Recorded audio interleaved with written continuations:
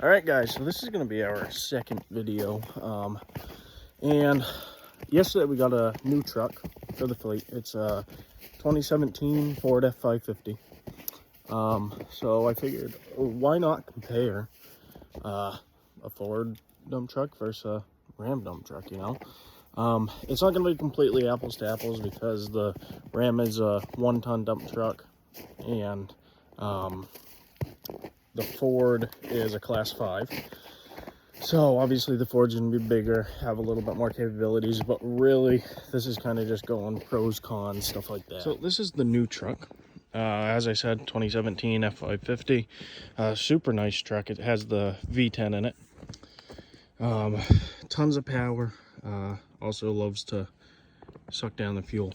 It came with a Boss 9.2 on it. V-plow with the LEDs. And I will do a separate video comparing the Boss to Fisher just because this is the first Boss that I've ever had.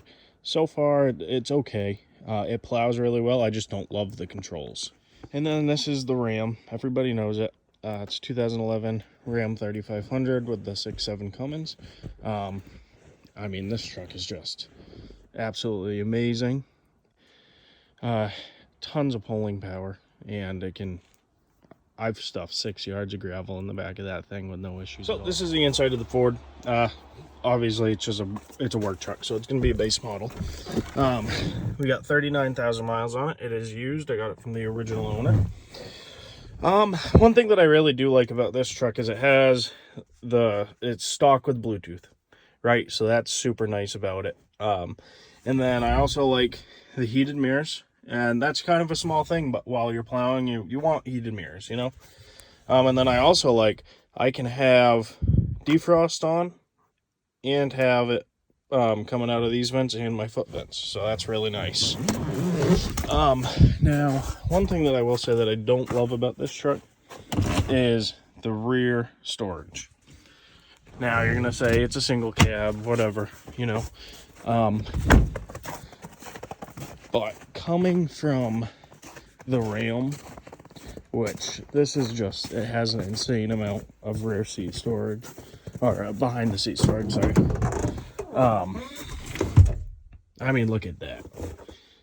I could literally fit everything back there that I would ever want to. So then this is the inside of the Ram. You know, like the Ford, it's a base model. It's gonna be. This one does have automatic lights, built-in trailer brake. The Ford also has that. But as you can see, this one, you gotta pick your setting, you know. This one does have heated mirrors too. Then obviously being an older truck, probably the newer ones have Bluetooth, but I had to just use this one, which it gets staticky and everything. Both have cruise control, which is nice. A lot of the base model cabin chassis won't. And then another thing that I like about this truck over the Ford is this. This area is super nice, having it raised. It sucks if you want to put a third person in here, but I mean, I've only ever done that once. But just having this raised area with storage and everything is super nice. And then I also like having the open glove box, the open upper glove box. So it's just little things like that. So one other thing that I like about the Ram more, I know this is more like the Ram's the better truck, right? One thing that I do like about it more is that has a 64-gallon fuel tank. Now, it is diesel.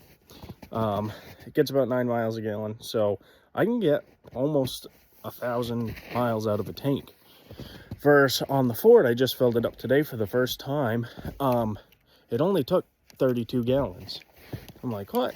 So, and anybody that's ever owned a V10, ever driven a V10, they're gas hogs, you know? I'm getting 5.5 miles a gallon. So I wish that Ford would have put at least a 55-gallon tank in there, because I'm only going to get probably 250 miles out of a full tank. So obviously it doesn't hurt the wallet as much. The Ram costs about $300 to fill up, versus the Ford didn't even take $100 to fill up. So I do wish that the tank was a little bit bigger. I'm sure that there's auxiliary tanks that I can find, aftermarket tanker or something to make that better. But, you know, that's just an extra dollar that you have to spend to make the truck really what you want. Now, being a used truck, the body is not perfect. Frame is extremely clean. but you can see there's some spots on it. There is no holes,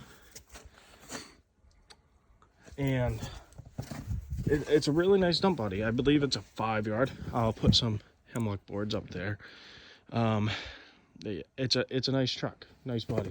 Now, one thing that I do like more about this truck, those sides are foldable and removable.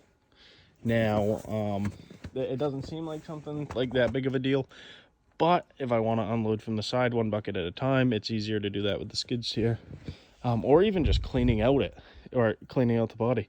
I fold those sides down, and then I just get the broom and sweep them out.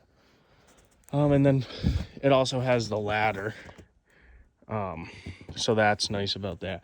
And then this one, it doesn't have any of the removable sides, no foldable sides, no ladder.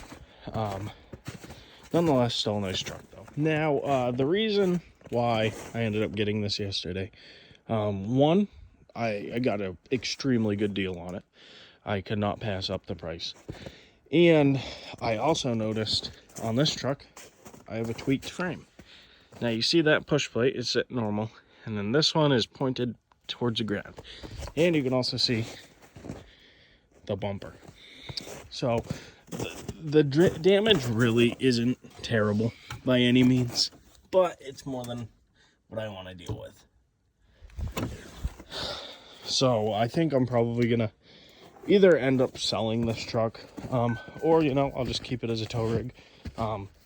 It's still totally usable as is, for towing, or if somebody wants, hey, I want 3 yards of gravel. Well, this is a 3-yard body, and I don't need to have to bring out that truck or anything. The other con to the 550 is because it's a class 5, the GVW is 19.5 on it. Now, you need your CDL if you have a gross vehicle combined weight of 26,001 pound. Now, with really any weight in the back of that, I'm going to exceed that. So that's the other thing, is I'll have to have one of my guys. None of them have CDLs, so I'll be the only one that can use this truck pretty much when it's freighted down, unless it's like this, then they can drive it. Versus this truck, GVW is 13 on it, 13,000. So you can get quite a bit of weight in the back of that before you're over legal limit. So that is nice. That's one of the reasons why I'm considering keeping this truck as well.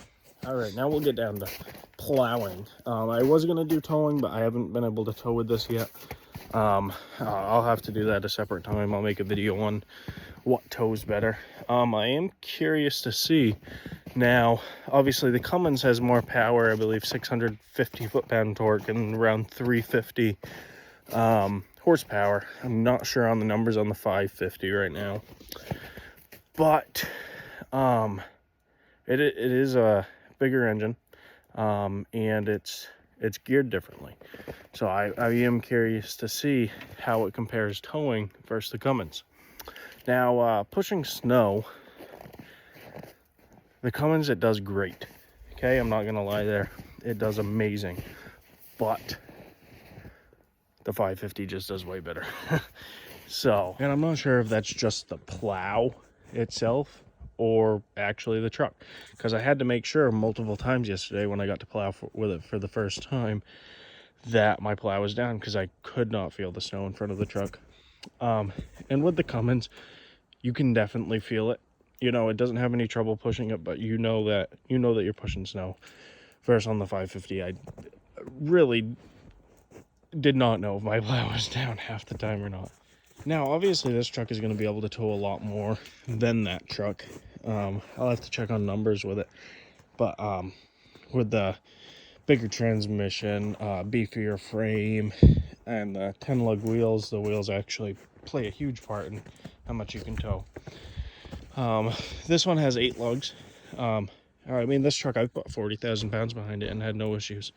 Now I'm excited to see what I can get behind this. I'll probably end up putting the skid steer and the excavator behind it and seeing how that does. And I might also get a set of Alcoas for it. Alright guys, so this was a relatively short video, but I just kind of wanted to give you a comparison on the two. Some stuff that I liked better. about the Ram, stuff that I liked better about the Ford. Yeah, thanks for watching.